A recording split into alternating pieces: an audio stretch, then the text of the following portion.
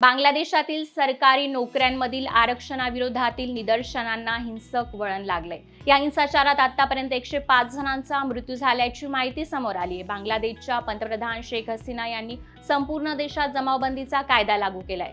देशभरात लष्कर तैनात करण्यात आले। तर हे सगळं काही बांगलादेशमध्ये का घडतंय हे आज आपण जाणून घेऊया।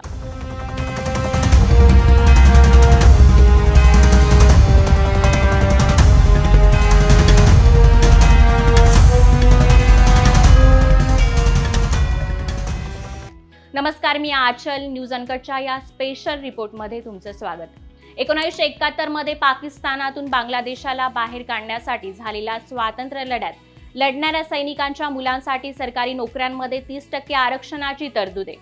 म्हणजे बांगलादेशात 1/3 सरकारी नोकऱ्या मुक्ती युद्धात लढलेल्या सैनिकांच्या मुलांसाठी राखीव आहेत। विद्यार्थ्यांचं म्हणणं आहे की आरक्षणाची ही व्यवस्था भेदभावाची आहे। गुणवत्तेच्या आधारावर म्हणजेच परीक्षेमध्ये मिळणाऱ्या गुणांच्या आधारावर नोकऱ्या दिल्या पाहिजेत। बघितलं तर स्वातंत्र्य सैनिकांच्या मुलांना 30%, तिथल्या रहिवाशांना 10%, महिलांना 10%, अल्पसंख्याकांना 5% तर अपंगांना 1%। म्हणजे 56% हे आरक्षित आहे व बाकी 44% हे गुणवत्तेच्या आधारावर आहे। आणि बांगलादेशात सरकारी नोकरीमध्ये जास्त मिळणाऱ्या पगारामुळे सरकारी नोकरीला लोक जास्त पसंत करतात।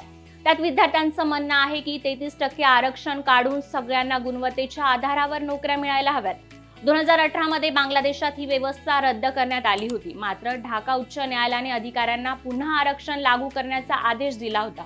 तेव्हापासून या आरक्षणाला विरोध सुरू आहे। बांगलादेशात आरक्षणाच्या जटिल प्रश्नावरून सुरू असलेल्या देशव्यापी आंदोलनात अनेकांना प्राण गमवावे लागले तर हजारो लोक गंभीर जखमी झालेत।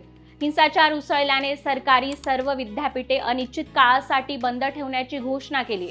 उच्च माध्यमिक प्रमाणपत्र परीक्षाही तातडीने रद्द करण्यात आल्यात तर इंटरनेट सेवाही बंद आहे।